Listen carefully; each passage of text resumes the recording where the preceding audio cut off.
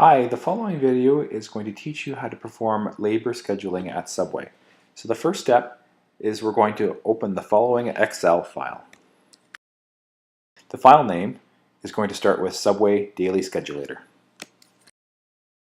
If you look at the bottom of the screen, you're going to notice that there are a number of tabs here, starting with a Units tab, and then one for each day of the week, Wednesday, Thursday, Friday, all the way to Tuesday.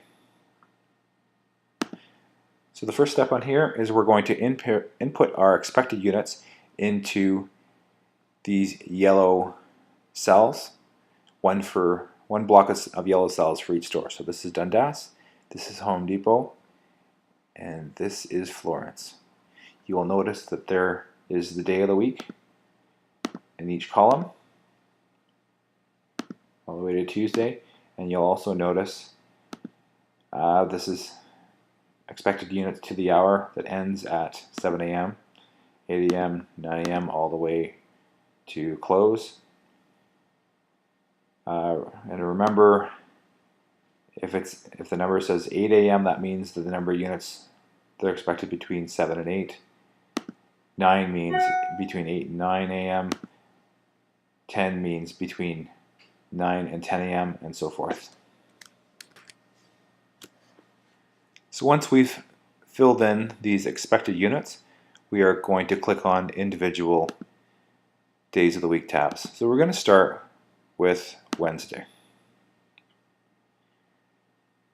So these units are going to automatically trigger a formula that is going to tell us hour by hour how many staff members should be scheduled in order to handle that many staff. Correction, not to handle that many staff, but how much staff would be appropriate to handle that many units. So let's say in this example from 12 to 1, I know this is quite small, but it says 62 units. So 62 units should be able to be handled by one in-charge person plus 3 individual sandwich artists. So that one yellow, this pink, and one red. So these are individual sandwich artists, and this is an in-charge person. Just a quick note about lunchtime. If you're on the fence of whether to add an extra person during the peak periods, I would be a little bit more generous, especially in a high volume like a Friday or a Thursday at a higher volume store such as Dundas. If you notice you'd make a schedule and you have, say in this case, you have 4 people scheduled, and there's still like a lineup that they can't seem to keep up to, and it's going to the door or even halfway to the door, we might want to add an extra person because the amount of labor that we're saving by not scheduling, we're probably giving more than that away due to customers walking away, and maybe they waited in line this time, but they're going to say, well, this took way too long, I'm not going to wait this long next time, and they don't come back. So during peak periods, you can be a little bit more generous with scheduling, but when it's not peak periods, it's best to keep to what this schedulator suggests. So if we scroll to the bottom here, you will notice 4 cells down here. So this first cell that's highlighted is the total expected units for that day. This cell right here is the how much scheduled labor the schedulator has given us so far. So this is suggesting 37 hours of labor. Based on that, the productivity would be 11.57 in this case. Our target should be, if we can get to 10, and not including a cleaner, which usually is about 25 to 35 hours a week. So the productivity ends up being overall maybe in the low 9s. But for the purpose of this, if we can get it to 10, that would be a pretty ideal schedule. So 11.57 productivity is giving us, in this cell is telling us, basically we have 5.8 hours, so roughly 6 hours that we could use to schedule a prep person. Prep person doesn't necessarily mean that you have to do them all in the morning. You could do some in the morning and then some in the afternoon, during dinner time perhaps. but basically you have a budget of 6 in order to be at 10 on this particular day in this example. That doesn't mean that you absolutely cannot ever spend more than 6 hours, but this means that ideally this is what we want to work to. On the flip side, in the slower stores, they're not going to be at 10 no matter how efficient you are with the scheduling.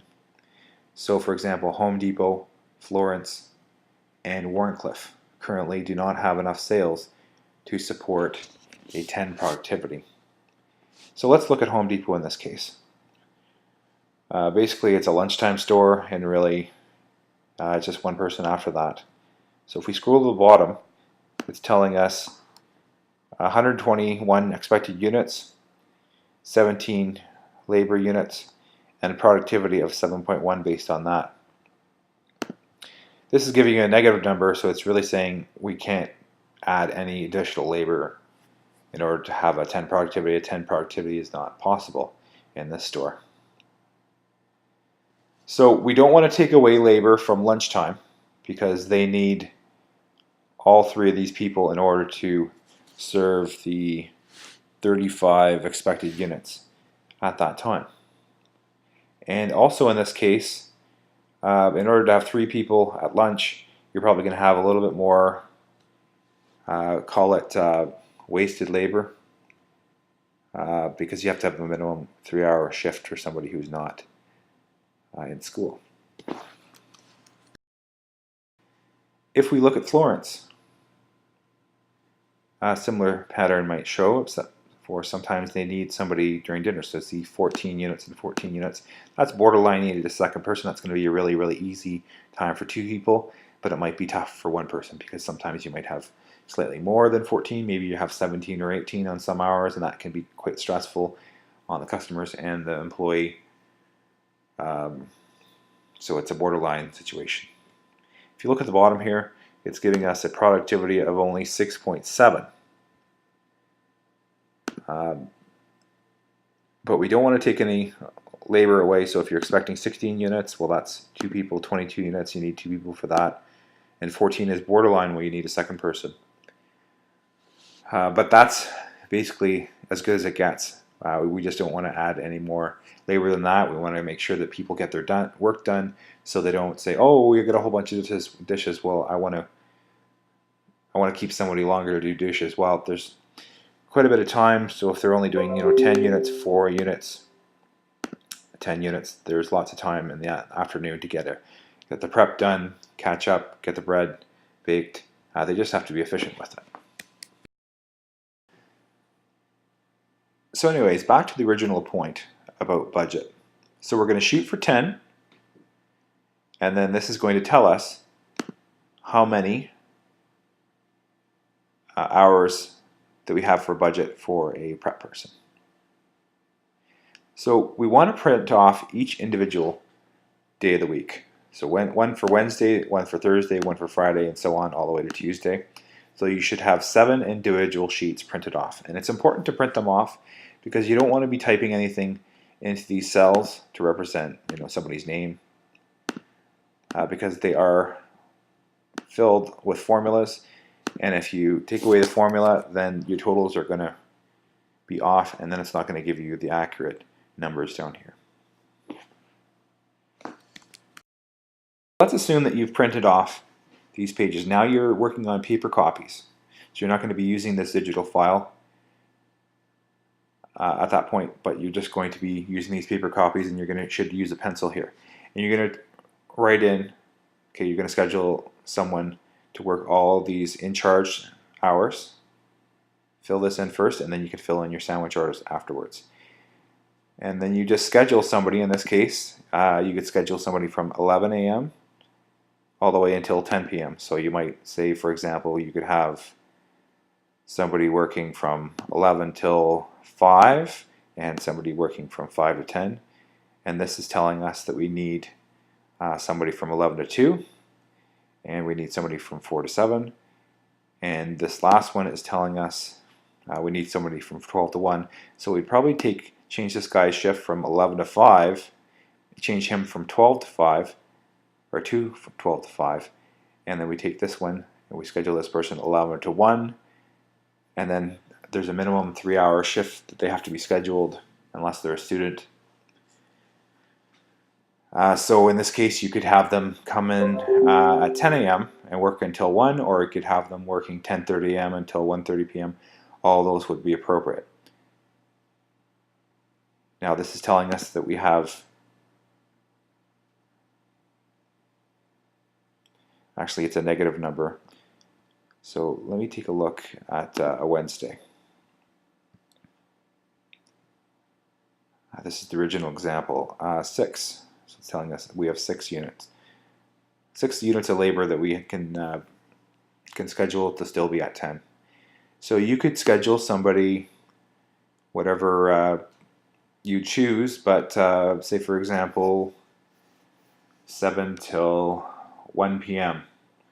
would be 6 hours, and there's a half-hour break in there. So maybe you schedule them from 6:30 until 1 p.m. and they have a half-hour break. If you do that, that would calculate out as a 10. So let's say we had, say we're writing in pencil here.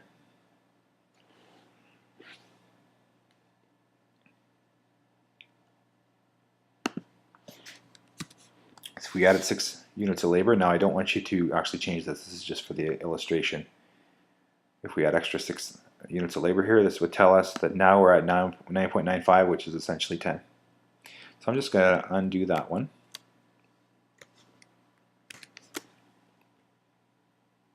So the next step would be to do the same thing for the other 2 stores, so Home Depot and Florence.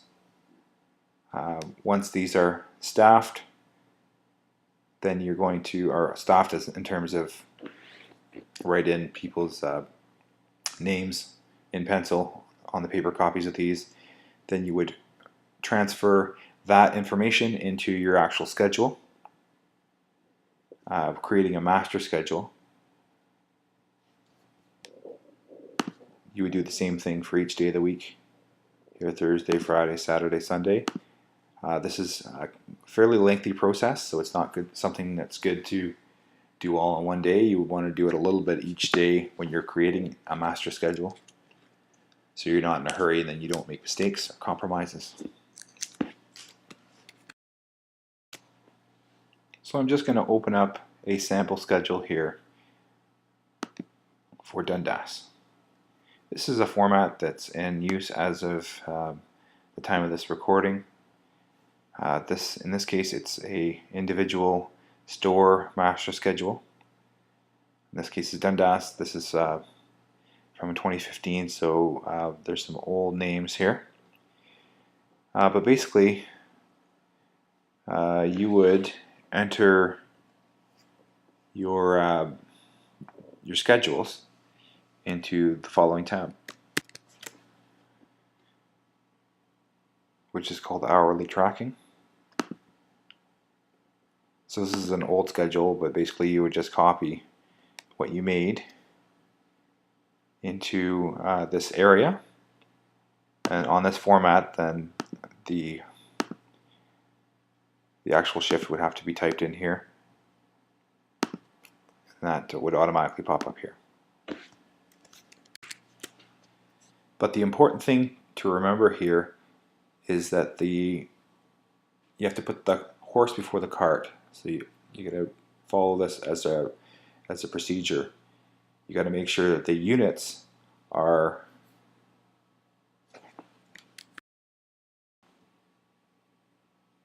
determining the amount of staff that you have scheduled hour by hour during the day. You don't want to have, well, Jim likes to work from 7 a.m. to 2 p.m. and Jill likes to work from 6 a.m. till noon, so we got to put those in first. No, that's not the way we do it. We want to have the units driving the needs and the staff fulfill the needs of the store.